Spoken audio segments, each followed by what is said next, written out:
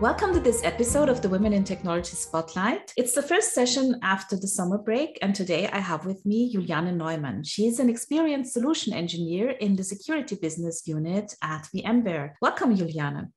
Hi, nice to meet you. How are you? It's so great to have you here today. And let's kick it off with a little bit about yourself. Tell us who you are. Yeah, my name is Juliane, or actually simply just Julie, because my colleagues and all my friends just call me Julie. I am 36 years old already, believe it or not. And yes, I'm originally from Germany. Spending right now my time in Barcelona. So I'm based in Barcelona and working from Barcelona for VMware. And what else? I've been actually around in the IT industry for maybe around 8 years now, around 8 years. So yeah, and any other than this, I pretty much enjoy outside of my IT world. I enjoy doing yoga. I've been just recently actually becoming a yoga instructor. So something completely out of my normal business life, let's say. So yeah, that's all that's about me so far. Yes, so I saw in your profile that you are now in security, but I think you did something different before you switched into cybersecurity. Is that right? True. Yes. Yes. Tell us a little bit about your journey into cybersecurity and what attracted you to that. So, well, yeah, I mean, my profile in fact was always quite technical, I must say. So I started with quite a technical role back then in the older days, let's say. And I always was covering business applications in general. So I was like getting familiar with SaaS applications, software as a service, and doing pre-sales or like solution engineering, as we call it. And then afterwards, I was trying to see how is the whole world after the sales cycle. So basically, as a solution engineer, of course, you're always like the technical advisor for the customer. I did also wanted to look on the other side of the story, so implementing solutions for customers. And the difference I also wanted to try to figure out was how is it to really work in a bigger corporation compared to a small startup. So before I came to cybersecurity and to VMware, I was working for a smaller startup, and I was actually implementing also a travel business application on the customer side. And having touched on different solutions and different part of the business, I think I was always more like broad, right? I was always interested in different aspects of the business and how businesses work, how applications work, and how can they really benefit our customers. So yeah, I have different touch points, and I must say the cybersecurity world is not so new anymore to me now, because I'm like here for 1.5 years, more or less. But it came quite fluid to me, I must say. So yeah, I've been reached out to, and I was being asked if I wouldn't want to come back to solution engineering, and I was like, what's the product?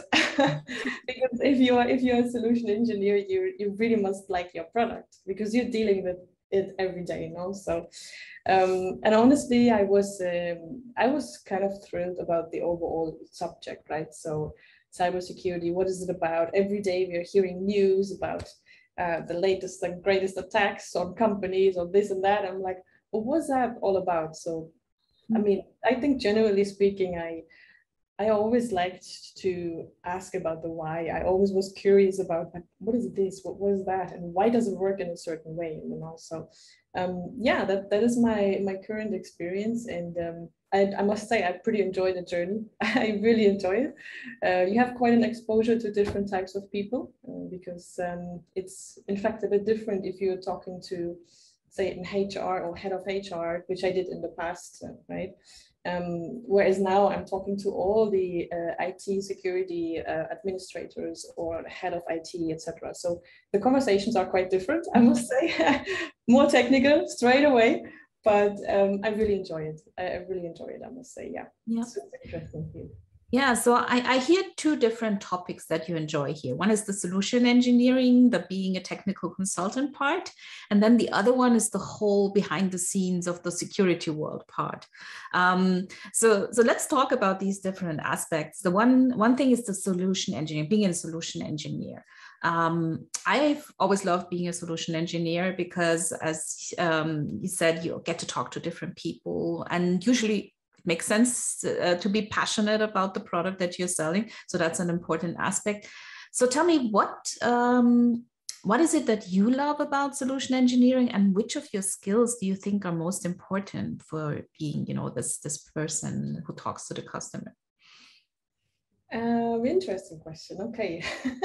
I think in general for me, it's the fact that you are actually being called into every customer meeting, right? So you are being called in to somehow solve a problem. So you are getting a challenge. Let's call it a challenge because we don't have problems, but you're getting a challenge, or the customer has a challenge, and that could be various challenges, like whether they have various tools they're using for their security business, or they don't have the right visibility and what's going on their, in their environment.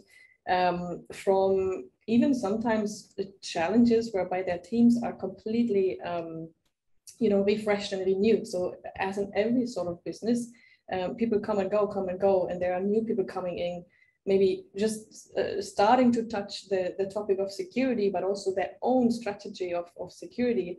And I think as a solution engineer, you're not just really the trusted advisor for the customer, but you're also somebody who is taking the customer on a several journey, right? On that journey of like, okay, I want to learn about your solution. So I want to learn about what Calm is, for example, really doing, until can I test it? And can you give me advice and what you would do on how you would set up the solution, or how can we make this more easy, more simple for our teams, right? One thing actually two things I really enjoy about this is this always like called the world change management. So in a lot of companies, there are several processes and steps which are there for a lot of years, right? So people are used to do certain things a long time, and I think as a young, let's say young, very enthusiastic person coming into this kind of customer scenarios, you pretty much have a word to say. Also, if you know the technology and if you come with a bit of experience, you have a bit of a word to say and say, oh, why have you done it this way so many years? Have you tried something else, right? So that part of change management I do really enjoy, because I like seeing people changing their mindsets, changing how they're working today and how they maybe can work tomorrow. So I really, I'm thrilled about that. And of course, the technical side as well. So for me, it's always, as I said earlier, everything for me in my world has to be somehow logical. So when I'm touching a solution, I remember when I started with Carbon Black, I was like, wow, this is complex. But somehow there needs to be a logic behind all the small things we are doing here. And I like to go in this detail. I really like going into detail, understanding the ins and outs of a solution on a technical side of view, to then also understand, okay, what is important to talk about to the customer in terms of the real value, or what are maybe things I can leave out because it's not that important, right? So, and connecting all of this together, I think is for me, it's a brilliant combination, right? So, and of course, the human aspect of it is something I, of course, always enjoy. So you have to enjoy customer engagements, you have to enjoy talking to people, yeah? And not even calling them customers anymore. For me, they're just, we are all one, right? So we are all just human beings. So I just like to talk to human beings. So, and making them better, basically, yeah. Yeah. That makes total sense. So what I heard is that you enjoy a challenge, of course. I mean, I think a lot of technical people enjoy challenges, and you like to accompany the people on their transformation journey, right? Because I think that's one of the main aspects of working in tech, that you get to be part of transformation and taking people into the future, helping them do something better and doing it a different way, which will help them transform into a better business. Exactly. So yeah, and then there's the aspect of getting to work with people, which is communication and relationship and all these things that a lot of us, I think, enjoy. coming to the technical part of the whole thing. So obviously cybersecurity is a very interesting topic. And it's also one of those fields, I think, that will give you a stable job for the next 20 years, most likely, if we look at the situation.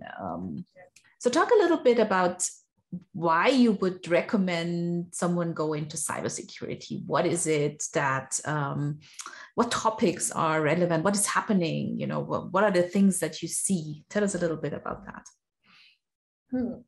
I think honestly, you know, I'm really honest and transparent here with you today, because I'm myself in cybersecurity just 1.5 years. Mm-hmm. And I must say, I only in those time being here realized the true potential.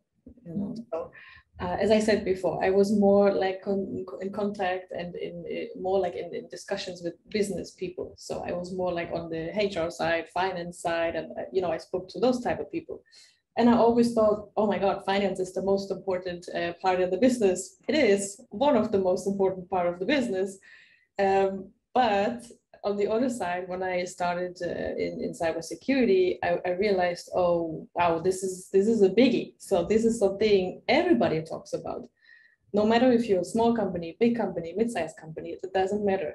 Everybody talks about how can I make my business more secure? How can I secure all my customer data, et cetera, right? So, and then there's no day really going by without any new news that a university in Germany has been attacked, right? Or something different. I don't know. We have heard from the recent car rental company who's been attacked, right? So those news actually made me realize, oh, okay, this is an important topic, and you are maybe in the right place.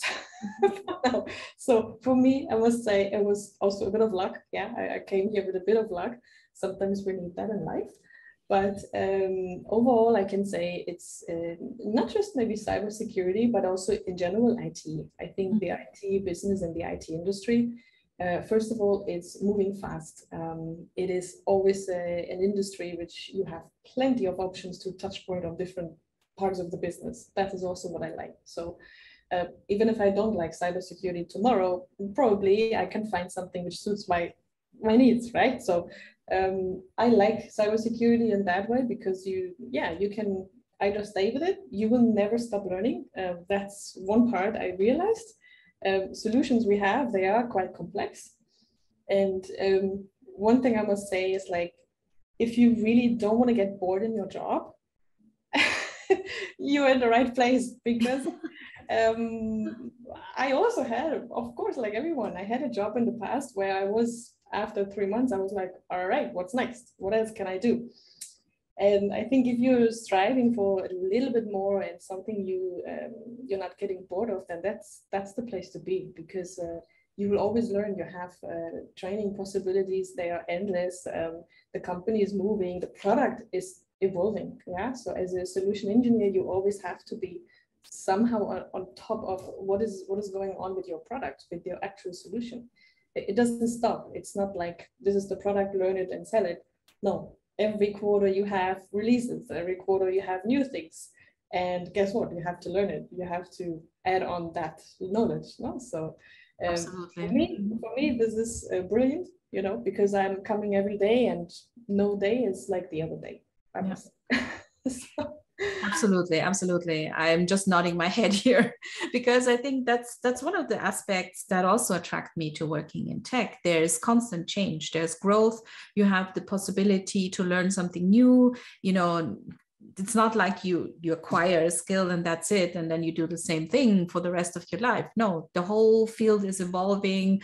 And as you also mentioned, there are these different things you can do in tech. Even if you at one point decide that cybersecurity no longer rocks your boat, there will be another thing that you can do. Mm-hmm. And especially if you have the skill of learning new things, and you know, and then in combination with your ability to communicate and build relationships, there will always be a place for you to work in the tech industry, because people like that are always sought after. So yeah, great approach, and very important to understand, I think, this constant learning journey that you're on, that there's no boredom, that, that there's something different every day. Oh yeah, absolutely. Absolutely. So I realized that I forgot to ask you a little bit about how you got into tech to begin with, because so did you already study something with computer science, or did you have some role models in your youth? So how did that happen? My biggest role model in my youth? No, my biggest role model always is my own mother, of course. It's my mom. No, but jokes aside, I actually only, I'm saying only, but it was quite a way as well. I studied business. I don't have any IT background. In the very past, when I finished my school, I decided to study business, just because of the fact that I thought, well, you can maybe do this or that, and you don't have to decide right now what you want to be later. And I was always that kind of person, trying to try out different things, right? So I didn't have a clear plan. I must be honest with you. I didn't have a plan to say, I'm going to be, I don't know, a lawyer, or I'm going to be a doctor. Yeah, I never had that. So I was always more a bit like a free spirit.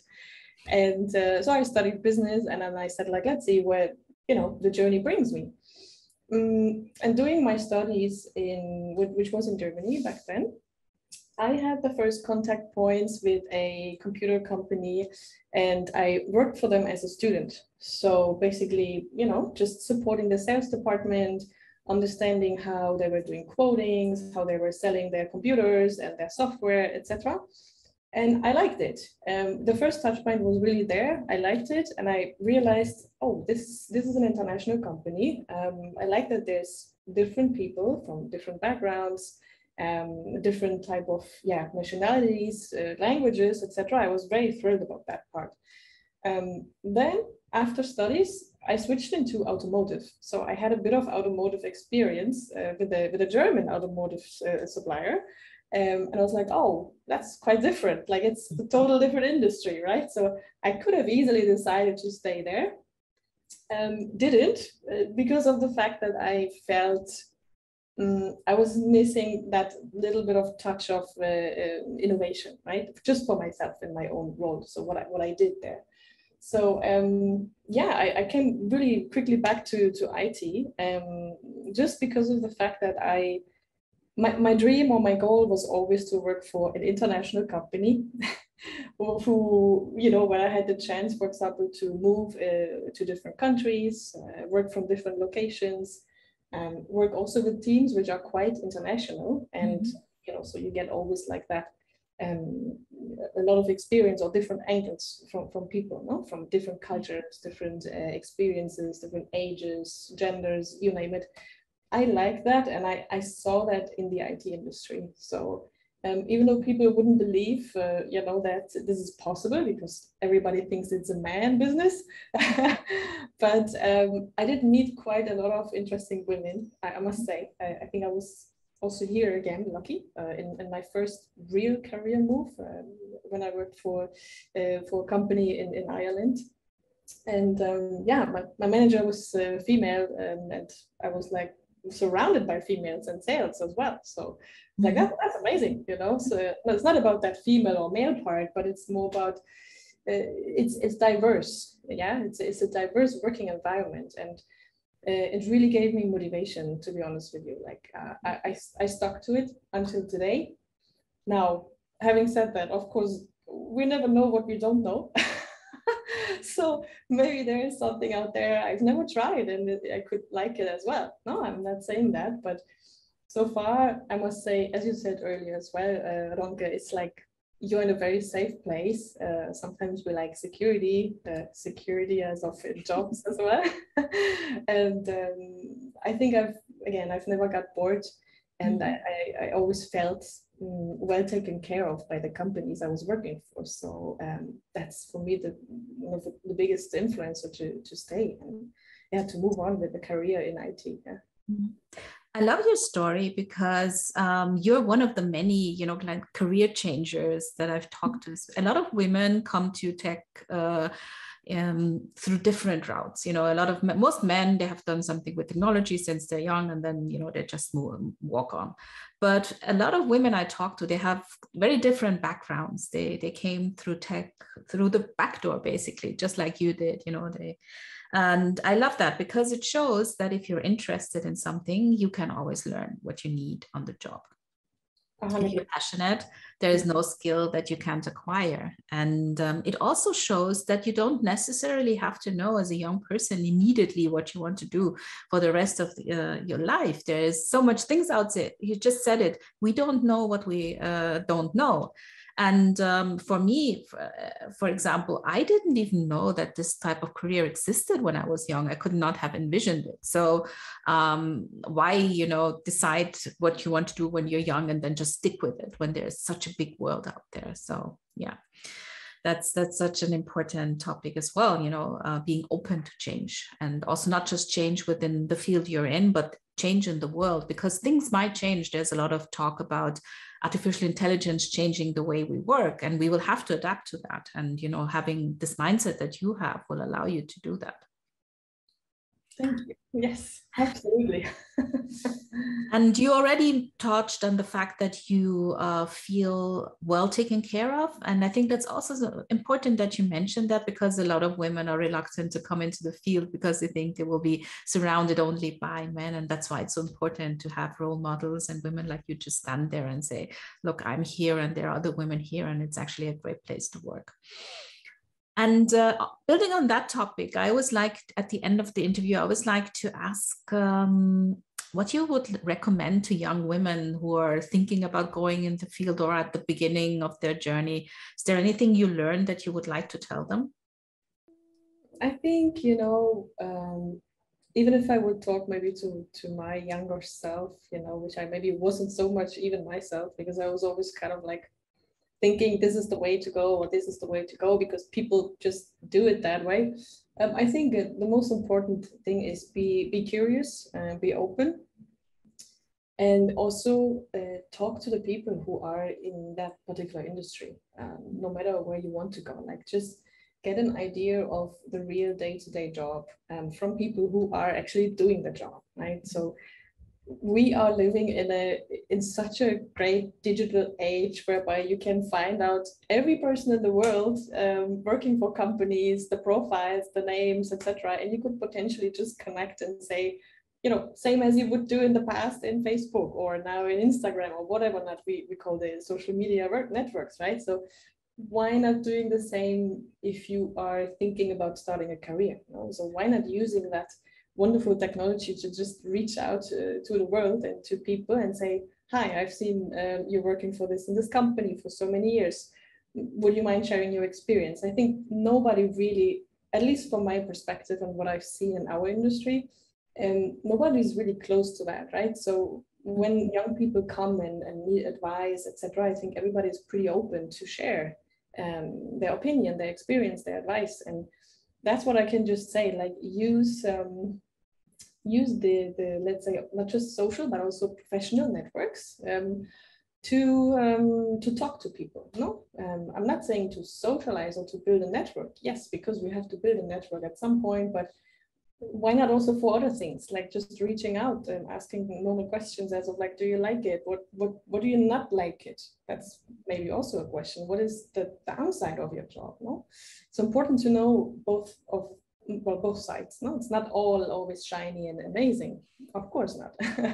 But why not talking? And I think one thing I've realized in life, that's not just for business, if you don't try out things, you will never know if you like them or not, right? So so there's always like there's always that fear or that assumption we are having in our minds, oh, this is maybe not for me. But how do you know if you've never tried out things, right? How do you know if you never done an internship in a IT company, for example? How do you know if you haven't done like 3 months of like shadowing a professional in their job? Yeah, something like that. if this could be for you. So never assume things. So that's my tip. Never assume things in private or in business as well. Like just try out as many things as you can in life, and then figure out, this is for me, this is not for me, this is for me, this is not for me, right? So that's my tip for also young girls or young women out there. So of course I'm also happy to be open to have chats. Yeah, whenever we have somebody interested, I'm here to talk and share my experience. No problem at all. Yeah, this is perfect advice, actually, because it touches just on the fact that we cannot, from the outside, we cannot really know what a job will be like. And it's so important to either try out stuff, if you're not certain, just try it, let yourself fail, let yourself make mistakes, just try out things. And the other thing is leverage other people. When people have already done something, ask them. Just ask for their opinion, let them give you their idea of the world, and then you can take whatever you want from that and move on, So thank you for that. That's a perfect ending to our conversation. It was a pleasure having you, Juliane, or Julie, as I should say. And talk to you soon. Likewise. Have a wonderful rest of your day. Thank you. Bye.